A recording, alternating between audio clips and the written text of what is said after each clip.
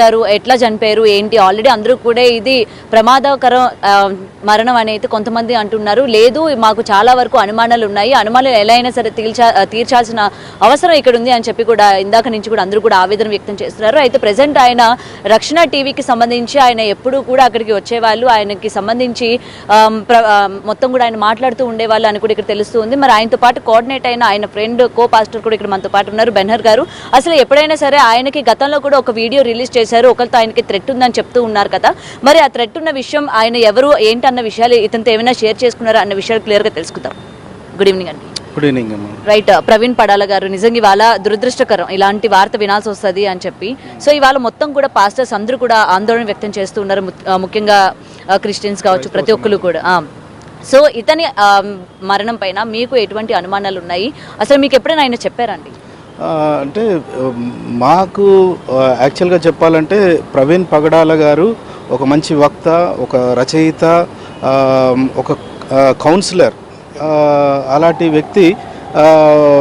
మరి ఈరోజు యాక్సిడెంట్ అని చెప్పి మొదట చెప్పిన తర్వాత మేము అక్కడ చూసిన తర్వాత పరిస్థితులన్నీ పరిశీలించిన తర్వాత మాకు అర్థమైంది ఏంటంటే ఇది యాక్సిడెంట్ ద్వారా చనిపోలేదు అనేది మాకు అర్థమైంది. తర్వాత డాక్టర్స్తో మాట్లాడాము, ఆ తర్వాత పోలీసు ఎస్పీ గారితో కూడా నేను పర్సనల్గా మాట్లాడాను. వారు కూడా ఇన్వెస్టిగేట్ చేస్తామని చెప్పారు.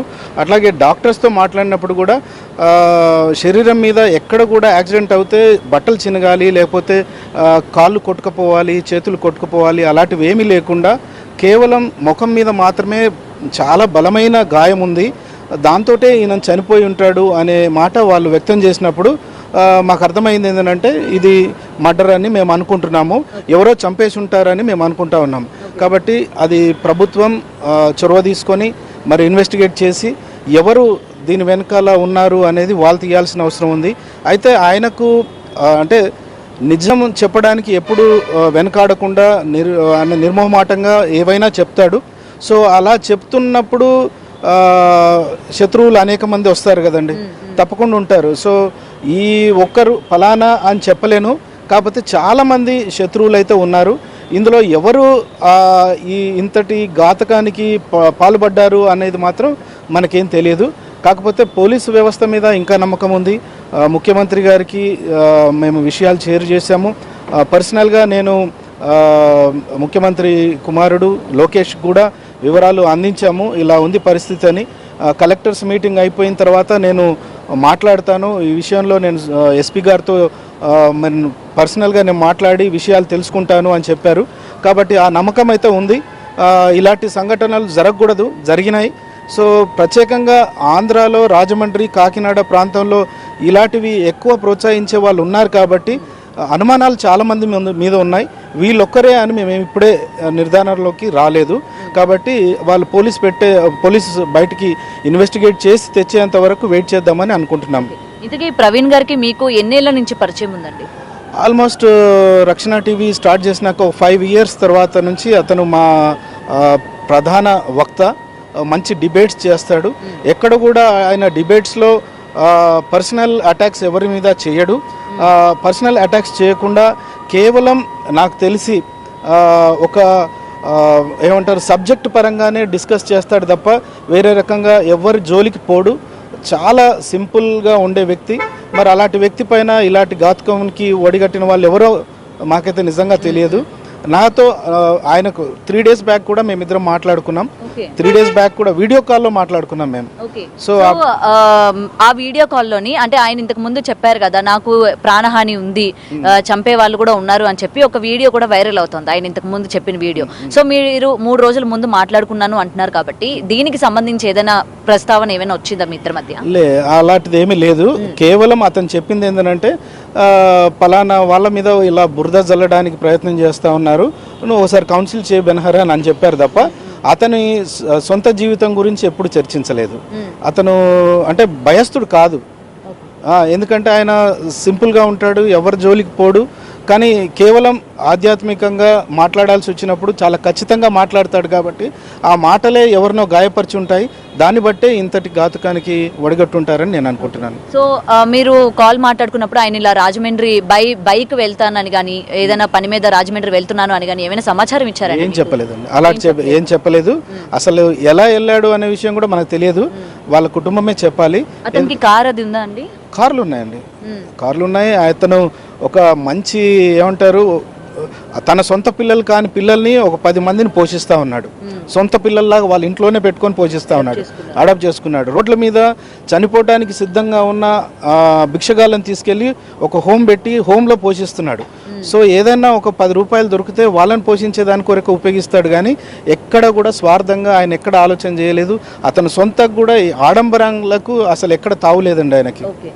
మరి ఆయనకి కారు అన్ని అవైలబుల్ గా ఉన్నప్పటికీ బండి మీద వెళ్లాల్సిన అవసరం ఏమొచ్చిందని చెప్పి మీరు ఏమైనా కుటుంబ సభ్యులతో మాట్లాడే ప్రయత్నం చేశారా? చేశాము, కాకపోతే వాళ్ళు కూడా ఇప్పుడు అసలు యాక్చువల్ గా వాళ్ళు ఎందుకు బయటకు వెళ్ళాడు అనే విషయం వాళ్ళు కూడా చెప్పలేని పరిస్థితిలో ఉన్నారు.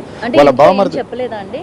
చెప్పుంటారు, కానీ వాళ్ళ వైఫ్ కూడా ఇప్పుడు ఫోన్ తీసుకునే పరిస్థితిలో లేరు. ఎందుకంటే ఓ షాక్లో ఉన్నారు. ఎందుకంటే నిన్నటి వరకు కళ్ళ ముందు కనబడిన వ్యక్తి ఈరోజు లేరు అనే మాట వాళ్ళు జీర్ణించుకోలేకపోతా ఉన్నారు. ఆ విషయమే ఇంకా మేము కూడా పట్టి అడగడం ఇష్టం లేక ఆగాము. నేను కూడా ఇప్పుడు బయలుదేరుతున్నాను రాజమండ్రి వెళ్ళి నేను కూడా వాళ్ళతో పలకరించి మాట్లాడిన తర్వాత ఏదైనా విషయాలు ఉంటే మీకు తప్పకుండా షేర్ చేస్తాను. ఓకే, సో ఎప్పటికప్పుడు ఆయన సమాజ సేవలో ఉంటూ ఉంటారు అని చెప్తూ ఉన్నారు కదా, ఈ రోజు నిజంగా ఇంత దారుణంగా అంటే కాపు కాసి ఏమైనా చంపారు అంటే మీకు ఆల్రెడీ అక్కడ ఉన్న అందరూ కూడా ధర్నా చేస్తూ ఉన్నారు, మీకు తెలిసిన వాళ్ళ దగ్గర నుంచి మీకు ఎటువంటి ఏమైనా ఇన్ఫర్మేషన్ ఏమైనా వచ్చిందా? ఆయన ఏమైనా కాపు కాసి కొట్టడం కానీ చంపడం కానీ ఈ విధంగా చేశారు అని కానీ ఎవరైనా చెప్పారా మీకు? అంటే కాపు కాసి అని ఇట్లా మనం ఒక నిర్ధారణలోకి అయితే రాలేదండి, కానీ ఎవరో చంపేశారు అక్కడ వరకైతే మనం చెప్పగలం. ఎవరు చంపారు అనే విషయం కానీ కాపు కాసి చంపారు అన్న విషయం కానీ మనం ఇప్పుడే చెప్పలేము, ఎందుకంటే అది పోలీస్ ఇన్వెస్టిగేషన్లోనే తెలియాలి. కాబట్టి వాళ్ళకే వదిలేద్దాం ఇది విషయం, ఎందుకంటే నేను వ్యక్తిగతంగా నాకు తెలియదు, వేరే వాళ్ళు కూడా ఇప్పటివరకు ఏమి షేర్ చేయలేదు అలాంటిది. ముఖం మీద పడిన గాయాలను బట్టి మనం చూస్తున్న పడిన స్థితిని బట్టి అక్కడ పోలీసు వాళ్ళు కూడా ముందుగానే వెళ్ళి ఎవరు వాళ్ళకి ఫోన్ చేశారు అనే విషయం మనకు తెలియలేదు, ఇంకా తెలియలేదు. మళ్ళీ ఇంకోటి ఏంటంటే అలాగే మార్చరీకి డైరెక్ట్గా ఎందుకు తీసుకెళ్లారు అనేది ఒక డౌట్ ఉంది. అంటే యాక్చువల్గా హాస్పిటల్ తీసుకెళ్ళి బ్రాడ్ డెడ్ అనో లేకపోతే అలాంటివి చెప్పిన తర్వాత తీసుకెళ్ళి మార్చరీలో పెడతారు. మామూలుగా అలా కాకుండా కూడా మార్చరీలోకి ఎందుకు షిఫ్ట్ చేశారు అనేది కూడా ఇవన్నీ డౌట్స్ మేము పాస్టర్స్ అందరం కూడా మాట్లాడుకుంటా ఉన్నాం. సో ఇవన్నీ ఉన్నాయి కాబట్టి ఈ అనుమాన ఫస్ట్ ఎవరికి కాల్ వచ్చిందండి ఈయన ఇట్లా పడిపోయారు ఇలాగా చనిపోయారు అని చెప్పి? మీ పాస్టర్స్ ఎవరికైనా కాల్ చేసి లేకపోతే చుట్టుపక్కల వాళ్ళు ఎవరైనా అంటే వాళ్ళ ద్వారా ఏమైనా తెలిసిందా? దగ్గరున్న పాస్టర్స్ అక్కడ వెళ్ళిన వాళ్ళు ఎవరైతే ఉన్నారో వాళ్ళ ద్వారా మాకు తెలిసింది తప్ప మాకు డైరెక్ట్గా తెలియదు. మాకు తెలిసేసరికి చాలా సమయం అయిపోయింది. అప్పటికి మేము కూడా యాక్సిడెంట్ అని అంటే అరే ఎలా అవుతుంది యాక్సిడెంట్ అని అనుకున్నాము. కాకపోతే మెల్లమెల్లగా వింటా ఉన్న కొద్దీ వాళ్ళతో చర్చిస్తున్న కొద్దీ తెలిసింది ఏంటంటే ఇది యాక్సిడెంట్ కాదు, హత్య అనేది మాకు అర్థమైందండి. ఓకే ఓకే, సో ఫైనల్గా ఇప్పుడు ఆల్రెడీ మీరు రాజమండ్రి వెళ్తాను అని చెప్తూ ఉన్నారు కదా, సో వాళ్ళ కుటుంబంతో ఆయన బండి మీద ఎందుకు వెళ్లాల్సి వచ్చింది ఏంటి అన్న దానిపైన క్లియరెన్స్ తీసుకునే ప్రయత్నం అయితే చేయండి. తప్పకుండా తీసుకుంటాము. ఆయన ఒంటరిగా ఎందుకు బండి మీద వెళ్లాల్సి వచ్చింది అనే విషయం తప్పకుండా అడుగుతాము. అలాగే వాళ్ళ కుటుంబంలో ఇంకొక కొన్ని విషయాలు ఏంటంటే ఎప్పుడు బయలుదేరాడు అనేది కూడా ఒక కన్ఫ్యూజన్ ఉంది కాబట్టి అవి కూడా అడిగి తెలుసుకుంటాము, మీకు తెలియదు. సో సార్ ఇప్పుడు పోస్ట్ మార్టం రాజమండ్రిలో నిర్వహిస్తున్నారు కాబట్టి అయిపోయిన తర్వాత హైదరాబాద్ ఏమైనా తీసుకొచ్చే ఛాన్సెస్ ఉన్నాయా? అంటే ఇక్కడ ఏమైనా చేసే ఛాన్సెస్ ఉన్నాయా? ఆయన తప్పకుండా అండి, ఎందుకంటే ఆయన ఒక రాష్ట్రానికి సంబంధించిన నాయకుడు కాదైనా 2 రాష్ట్రాలకు అలాగే ఇండియా దేశంలో ఉన్న పలు భాషలు మాట్లాడే వ్యక్తి కాబట్టి అతను అన్ని రాష్ట్రాల నుంచి మనుషులు రావాలి, అలాగే వాళ్ళ సొంత బంధువులు అమెరికా నుంచి కూడా రావాలి. కాబట్టి హైదరాబాద్ తీసుకొస్తారు. ఇక్కడ నుంచి మళ్ళీ వారు ఒకవేళ కడప తీసుకెళ్లాలనుకుంటే వాళ్ళ స్వగృహం అక్కడ ఉంది కాబట్టి అక్కడికి వెళ్తారేమో. ముందైతే హైదరాబాద్కు తప్పకుండా తీసుకొస్తారని నేను అనుకుంటా ఉన్నాను. అలాగే మేము తీసుకురావడానికి మేము ప్రయత్నం చేస్తాము. నెక్స్ట్ ఫైనలీ సార్ లోకేష్ గారు ఏమన్నారు? లోకేష్ గారితో మీరు పర్సనల్గా ఏమైనా మాట్లాడారా? లోకేష్ గారు పిఏ ఎత్తారు. అతను మాట్లాడినప్పుడు అజయ్ కొడాలి మాట్లాడినప్పుడు ఏమన్నాడంటే నేను ఇమీడియట్గా సార్తో చెప్పానండి, సార్ మీటింగ్లో ఉన్నారు, మీటింగ్ అయిపోయిన తర్వాత ఎస్పీ గారితో మాట్లాడిస్తాను అని చెప్పారు. తప్పకుండా అతను చెప్పిన మాటలను బట్టి మేము నమ్ముతున్నాం, తప్పకుండా న్యాయం జరుగుతుందని మేము విశ్వసిస్తా ఉన్నాం. రైట్ ఇదండి ప్రవీణ్ గారి కేసులోనే ముఖ్యంగా చూసుకుంటే ఇదంతా కూడా యాక్సిడెంట్ జరిగిందని ఏదైతే స్టార్టింగ్ చెప్పారో ఇది యాక్సిడెంట్ లాగైతే కనిపించట్లేదు.